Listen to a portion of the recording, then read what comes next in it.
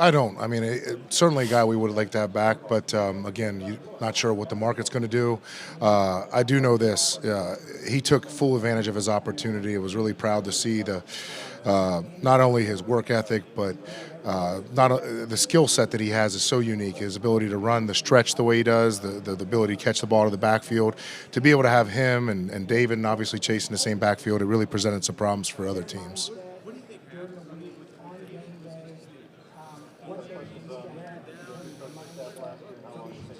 Right.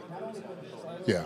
I mean, I think it started with the injuries, and then we acquired Kenyan and came in and got the hot hand. And like any sport, when you get the hot hand, you don't want to take that player out. So, yeah, he certainly deserved the reps that he got. Again, really made his best opportunity out of it. And but David's a guy that, because of his work ethic, because of his ability to create mismatches in the passing game, he's a guy that we still value.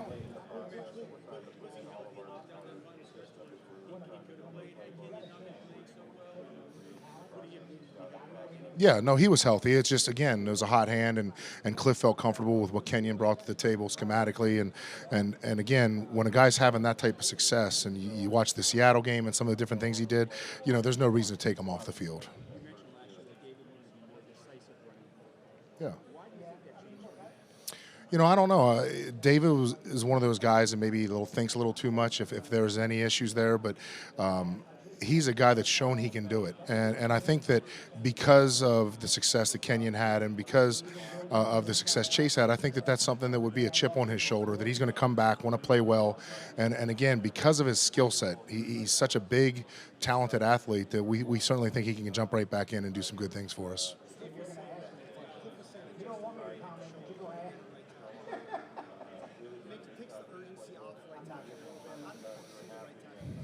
Well, after we claimed Justin, I mean, he certainly showed the ability to play right tackle. And towards the end of the season, I thought he played at a fairly high level. And he's a guy that can not only play right tackle, he can play inside a guard, so he brings positional flexibility as well. So he's a guy that we're excited to have back. He worked his tail off in the weight room, and he did all the things the Cougs wanted to see in the film room. So he is a guy that we think can continue to grow and get better. Yeah. Yeah, we would like to, and Scott, there's a number of things that go into that. That, you got to sort of budget for your injury replacements. You got to budget for your draft class. So there's a number of things, but we just want to be smart about the additions we make, whether it's signing our own players or going out in free agency, knowing the fact that I said this earlier, it can be fool's gold. To know that any contract that's above $5 million over the last 10 years has really had a success rate of about 40%. So it just goes to show you going out and signing the big name free agents isn't always the answer.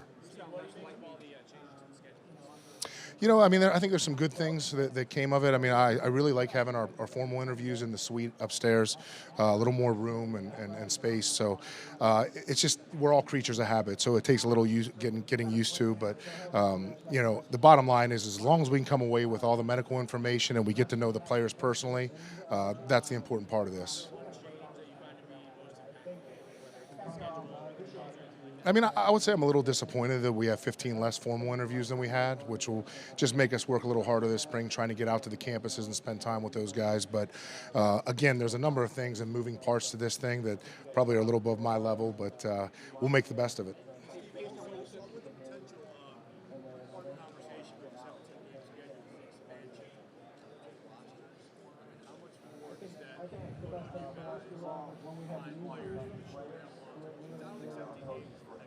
Right.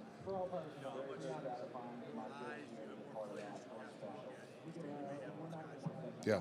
I mean, I wouldn't mind it. I mean, again, anytime that you can add players, it's less of a chance to miss, so to speak. So you have problems with injuries and depth problems throughout the season that a few additional players, I don't think it would hurt.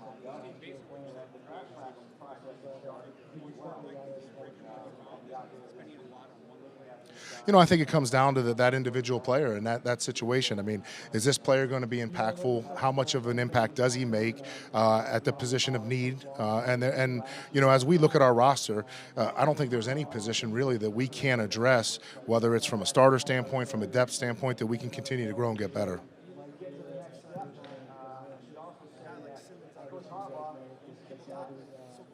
Yeah.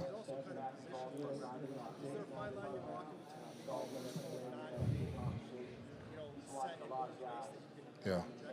Well, I mean, I think like any player, you got to have a plan for him, which is where you're going to play him, how he's going to align for you, and I think sometimes players like that, his flexibility is his strength, his ability to match up in coverage and do the different things he can do. He's a dynamic athlete.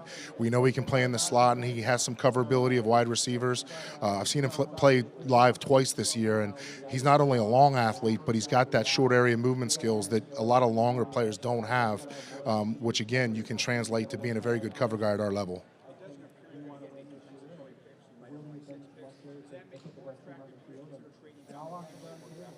Yeah, again, depending on what's there on the board, we'll continue to trust our board as we have in the past. And if there are opportunities to move back and acquire more picks, I think we'll do it.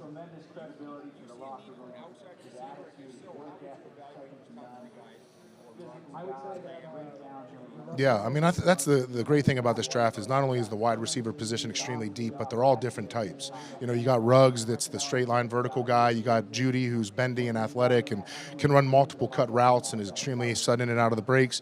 And then you got CD, who's a guy that's extremely physical, attacks the ball, and just a good football player. So they're all different, just depending on what you want. But we could certainly use an outside receiver, especially one that could take the top off or could be physical in coverage and go get the football in the air.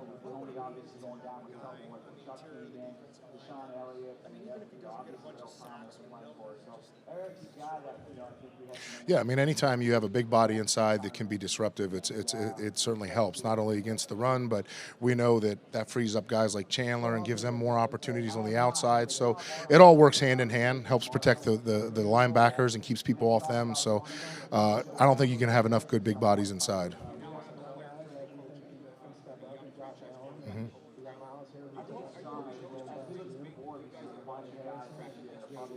Yeah, and I think that's, people have termed Cliff as somewhat of a player's coach. I'm not sure exactly what that means, but I know our players play hard for him. They like playing for him.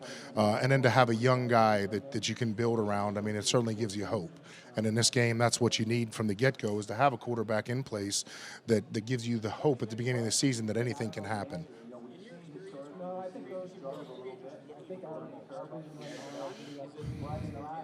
I think it's all different. I've seen guys who have looked for, it comes down to the dollars. I've seen guys that it's more about fit. And I've seen guys that, essentially it's about family and where they can sort of reside. But, I think when you look at the big picture, it's the same for us. We have to judge them. Not are they just good football player on tape, but it's one thing to sign and pick good players, but you got to build team chemistry too. So it's got to be the right person. Yeah, I mean, there's nothing that we wouldn't rule out. And he's a guy that Michael and I've talked about this many times. We'd like for him to retire a Cardinal.